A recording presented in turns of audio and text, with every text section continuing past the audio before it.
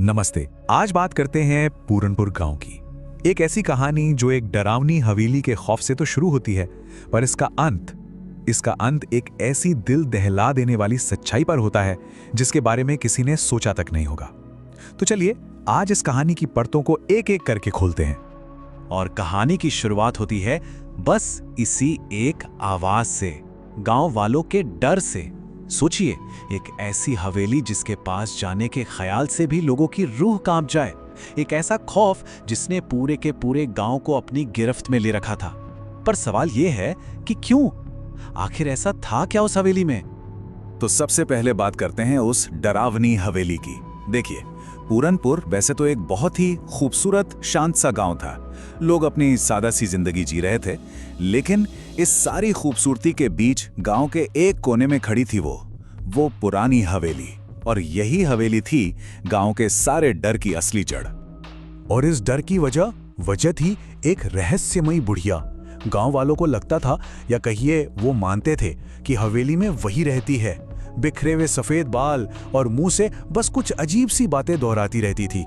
किसी को पक्का नहीं पता था कि वो सच में कोई इंसान है या फिर कोई आत्मा।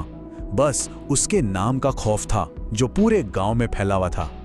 अब आता है कहानी में एक नया मोड़, खजाने का लालच। होता क्या है कि गांव में अचानक 4 नए लोग आते हैं, राजीव, रिया, रमन और प्रेम। और आते ही ये दावा करते हैं कि भाई वो उस पुरानी हवेली के मालिक हैं और उसे बेचने के लिए आए हैं।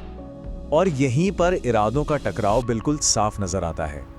एक तरफ थे गांव वाले जिनके लिए वो हवेली मतलब डर, कोई आत्मा, खतरा, और दूसरी तरफ थे ये नए लोग जिनके लिए हवेली का मतलब था सिर्फ पैसा, खजाना और एक बहुत बड़ा मौका।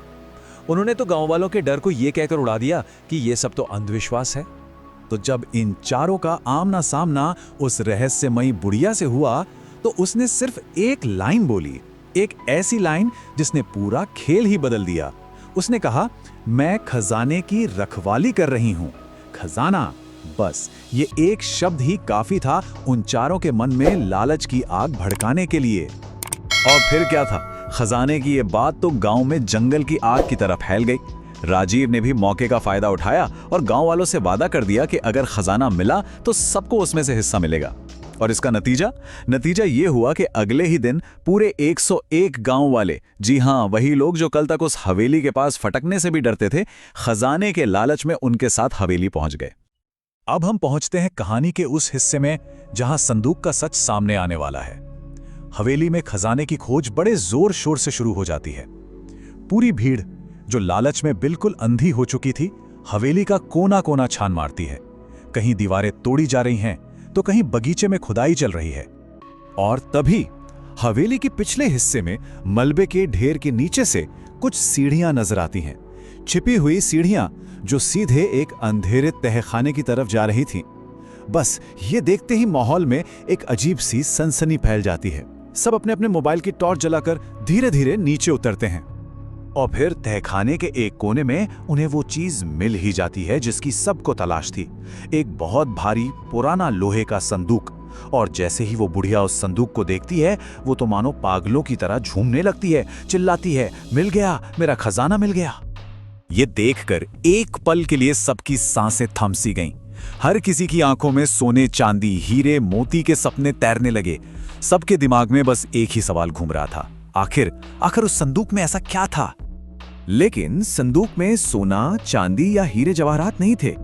संदूक के अंदर था एक छोटे बच्चे का कंकाल। ये देखते ही वहां मौजूद हर एक इंसान की रूह कांप गई। खजाने का वो सुनहरा सपना एक झटके में एक भयानक सच में बदल चुका था। और अब कहानी का वो हिस्सा सामने आता है जो इस पूरे रहस्य से पर्दा उठाता है, गौरी की कहानी। हाँ, उस बुढ़िया का नाम गौरी था। उसने अपनी दर्दनाक कहानी सुनानी शुरू की और तब जाकर सबको समझ आया कि वो जिसे खजाना कह रही थी वो असल में था क्या। असल में गौरी की कहानी एक माँ के बेइंतहा दर्द की कहानी थी। हुआ ये था कि उसने एक बेटी को जन्म दिया था, लेकिन उसके पति और ससुर को बेटा चाहिए था। बेटे की चाह में वो लोग इतने अंधे हो गए कि उसके पति ने एक तांत्रिक के कहने पर उसी तहखाने में अपनी ही नन्ही सी बेटी की बलि दे दी। सोचिए, जब गौरी को यह बात पता चली होगी तो उस पर क्या बीती होगी। उसका तो पूरा संसार ही उजड़ गया। वो सदमे और गुस्से में जैसे पागल हो गई और उसी हालत में उसने अपने पति, ससुर और 2 नौकरों को मार डाला। इसके बाद उसने अपनी बच्ची के उस कंकाल को एक संदूक में बंद कर दिया और उसे ही अपना खजाना मान बैठी। बस सालों तक उसी के साथ रहते रहते वो अपना दिमागी संतुलन पूरी तरह से खो चुकी थी। वो अक्सर अपनी बच्ची के कंकाल से बातें करती थी, कहती थी तू मेरा अनमोल खजाना है। मतलब उसका खजाना कोई सोना चांदी नहीं था, बल्कि एक माँ का अपनी खोई हुई बेटी के लिए जो प्यार था, जो दर्द था, वही उसका खजाना था। अब बात करते हैं हवेली के भविष्य की। गौरी की ये दर्दनाक कहानी सुनकर गांव वाले तो एकदम सन्न रह गए, लेकिन राजीव, उसके लालच पर इस कहानी का कोई असर नहीं हुआ। जब उसे खजाना नहीं मिला तो उसने गुस्से में उस संदूक को जोर से लात मार दी। बस उसकी इस हरकत ने गौरी को पूरी तरह से तोड़कर रख दिया और यहीं से कहानी के आखिरी सच से भी पर्दा उठ जाता है। जब पुलिस आई तो सारा कच्चा चिट्ठा खुल गया। पता चला कि राजीव और उसके साथी असल में धोखेबाज थे। उनके पास हवेली के कोई कागजात या कोई कानूनी हक था ही नहीं। उनका तो सीधा सा प्लान था, गांव वालों को बेवकूफ बनाकर हवेली पर कब्जा करना और फिर उसे किसी विदेशी को मोटी रकम में बेचकर पैसा कमाना। पुलिस ने फौरन चोरों को गिरफ्तार कर लिया। इस भयानक सच के सामने आने के बाद पूरे गांव में जैसे पछतावा की एक लहर दौड़ गई।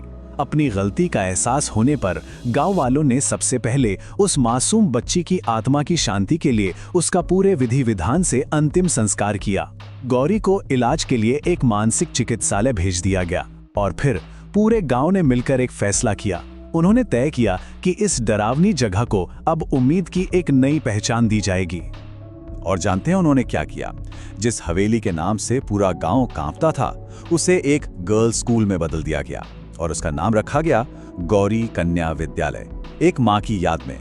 सोचिए, एक ऐसी जगह जो कभी एक बेटी की दर्दनाक मौत की गवाह बनी थी, आज वही जगह सैकड़ों बेटियों के भविष्य को संवार रही है, उन्हें रोशन कर रही है। ये कहानी हमें यही याद दिलाती है कि कभी-कभी जो कहानियां हमें सबसे ज्यादा डरावनी लगती हैं, उनके पीछे असल में सबसे गहरा इंसानी दर्द छुपा होता है।